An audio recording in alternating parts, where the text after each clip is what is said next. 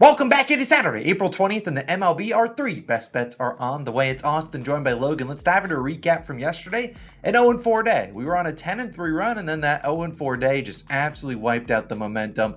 It feels like, Logan, whenever we have a bad day, when it rains, it pours. And yesterday, you could just tell the writing was on the wall. Let's talk about it. We had the White Sox Phillies, nowhere in first inning. A great pitch by Crochet. Bottom of the first, 2 outs, 2 strikes on Alec Bohm, and he hits a home run. Once you know they had a 220 expected batting average, that's only a home run in 2 of 30 ballparks. And of course, one of them was Citizens Bank Park. And when that happened, we're like, all right, well, that's tough. Let's move on. Matt Olson comes up first inning. He has a guy on second. He gets a hit. It's going to easily cash because I think that's Acuna. He'll score. He doesn't get a hit there. And then he finally gets a run via a walk. And then you get to his last at-bat, 113 miles per hour off the bat.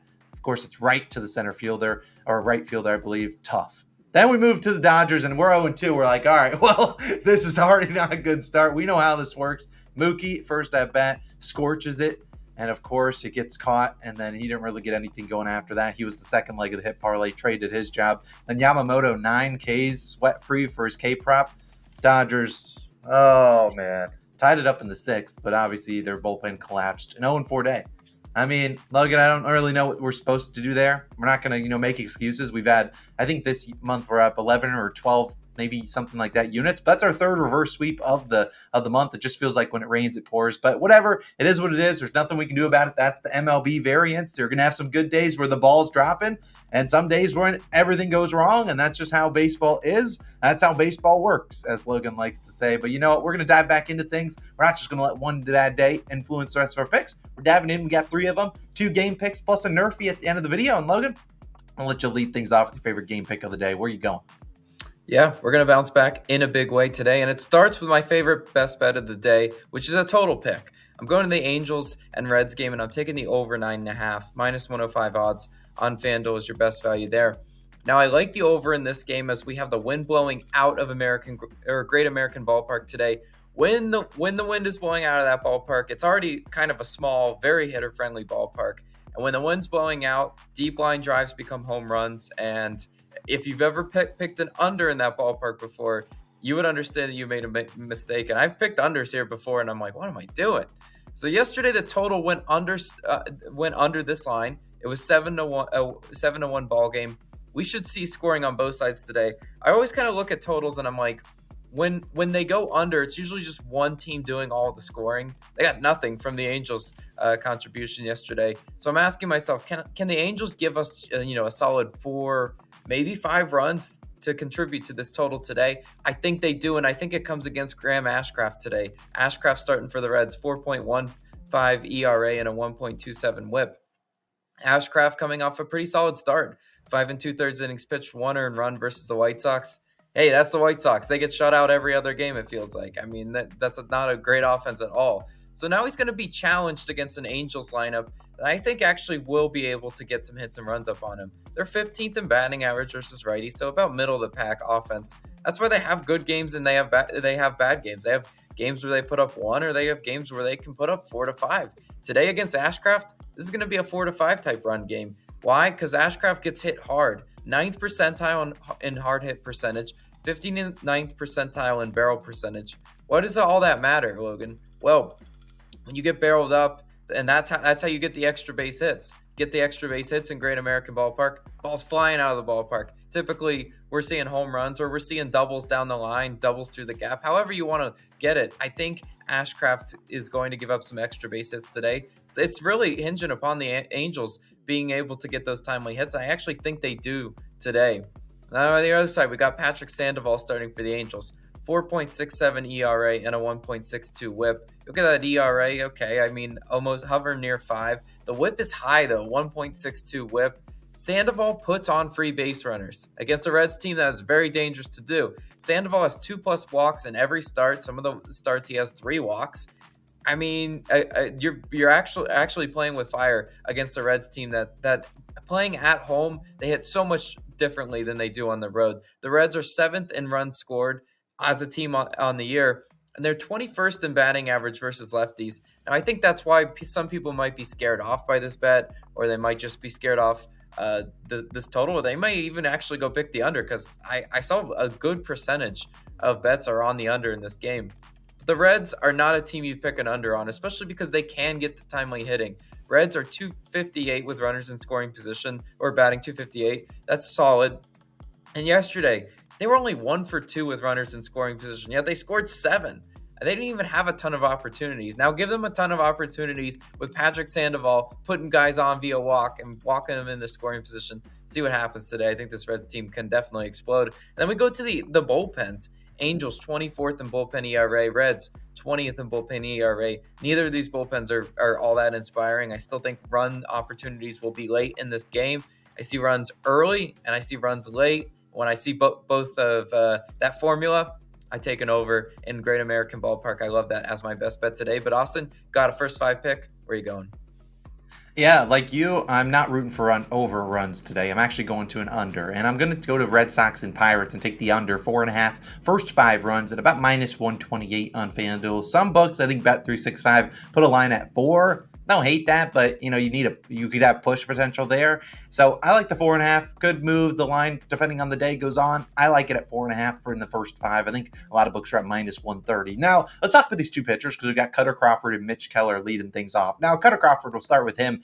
I don't think he could be any better than he has been so far this year. I mean, prove it today. Be better, because he has a 0.42 ERA and a 0.8 WHIP on the season. He's been really good, allowing just 1 earned run in 21 and a third innings pitched. Like I said, he's been elite, 94th percentile in expected batting average, 88th in expected ERA. Is he a below half an ERA on the year?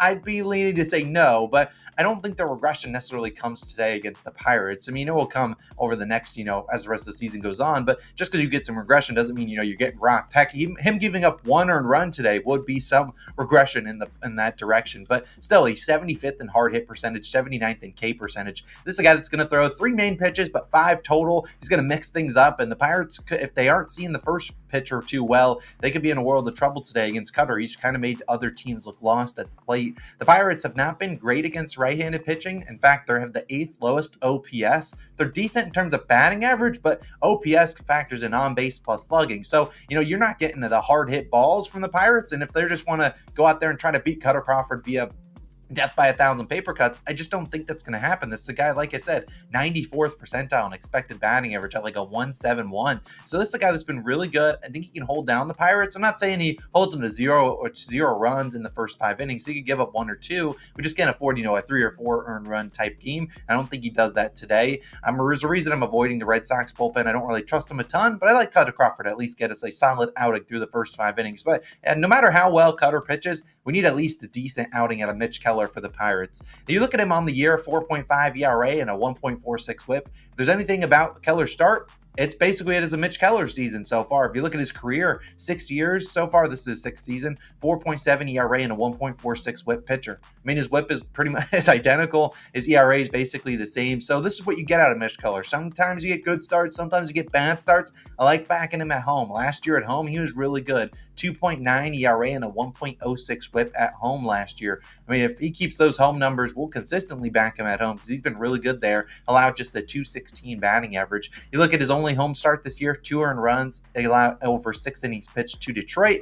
I think he can do that. This last time he pitched against the Red Sox was back in April of 2023. 7 innings pitched, only 1 earned run, 7 Ks. You look at his K props in at 6.5. That's a number he's only hit once this year, and that was 9 Ks versus the Tigers at home. His other 3 starts didn't even break 5. So the thing he pitches decently. The Red Sox are a team that have the 8th lowest batting average first right-handed pitchers. The one thing that's keeping the Red Sox in there is the home runs because they're tied for second in terms of home runs against righties. If they don't get the home runs against Keller today, I don't see them getting a lot of base runners, and hopefully Keller can do his job and at least keep those base runners limited. If there is a home run, hopefully it's a solo shot, so it's only 1 run. I really like this under, though, at 4.5 in the first 5 innings. I think it's a great bet to make. The full game unders are like 7.5 or 8, so I like it to stay under the 4.5 in the first 5. Like I said, I don't mind full game, but I don't love the Pirates bullpen, although, it has good, talented arms. They haven't been 100% great this year, although they certainly could be pretty good. And then the Red Sox bullpen is just one that has some talented arms, but look, that Red Sox team has been making a lot of errors, and I don't want to ask them to play clean for 9 innings. Just play clean for 5, then do whatever you want in the 6th, 7th, 8th, and 9th innings. So that's my favorite pick of the day. Red Sox Pirates under 4.5 in the first 5. But Logan, you know what time it is. It's Nerfy Nation time, and we are in desperate need of a bounce back. Get the music out, get the flags out. We need a Nerfy winner. And we really like the one today. If you were looking at this slate, you probably know where we're going. There were a couple, though, that we did consider. This is going to be our favorite one of the slate. And we're going to dive right into this one. We're going to Wrigley Field, where we're going to that Marlins and Cubs first game, Nerfy. Make that pretty clear. This is the first game of the slate. They are playing a doubleheader as their game on Thursday was, I believe, postponed. Let's talk about this one. We're going to have going for the Cubs. It's going to be Javier Assad. Pretty good on Nerfies, 3-0 so far on the year. He was 8-2 on Nerfies last year. They kind of threw him. He was a reliever. They started him as a pitcher towards the end of the year. Pretty good at getting in there and getting those first 3 outs. So as a former reliever, he knows he kind of has to come in here and be locked in to get, he's typically was asked to just come in here, get 3 outs. Now he's obviously he's now a starter, but he's really good. The Marlins on paper tied for 5th in first inning runs. Pretty good for him. They are scoreless though in 5 straight first innings, knock on wood. Hopefully they make that a 6th straight today. I think Javier Assad can do his job and get us those first 3 outs, but who's going to be pitching for the Marlins today, Logan? I heard he's pretty decent. Yeah, he is pretty decent. He is our Nerfy GOAT for a reason. It's Jesus Luzardo. He's going to start for the Marlins today. Now, this is why Austin's stressing. Go look at what in the doubleheader. Go pick the game Jesus Luzardo's in. I don't want the other guy. I don't really know a whole lot about the other guy. Jesus Luzardo, what I know is that he's 4-0 on Nerfies, 27-5 last year. I mean, there's a reason why we've been so profitable backing Nerfies that he starts in. He's facing a Cubs lineup that's 12th in first inning runs. This is a challenge for him, for sure. But you look at the total in Wrigley, only set to 8. When the total in Wrigley is like 9.5 or anything of that nature, I don't ever even consider it because then the wind's blowing out, all those conditions, stuff like that. Jesus Luzardo is good enough to get through the top 3 of this lineup once. Whatever he does in the later innings, that we don't really care. And that's the thing with Jesus Luzardo. This is why he's so good in the first inning, because his pitch mix is great early on, and then hitters figure it out a few times through the order. But first time through the order, get us those 3 outs. We need Jesus. Nerfy Nation, let's bounce back. Wave these flags. Just a reminder, first game, not the second game. We don't want that one. We want the first game, Nerfy, -125. A couple books don't have it listed, but it will be listed by the time first pitch rolls around at 2:20 p.m. Eastern time, 1:20 local Chicago time. But those are our 3 favorite picks of the day. No hit parlay today because it is not a business day. We're just going to roll with these 3 picks. Hopefully bounce back after yesterday's just debacle of a day. We know we'll bounce back as we always do. 3-0. Let's absolutely do it. And we'll see you guys back again tomorrow with some more picks. Peace.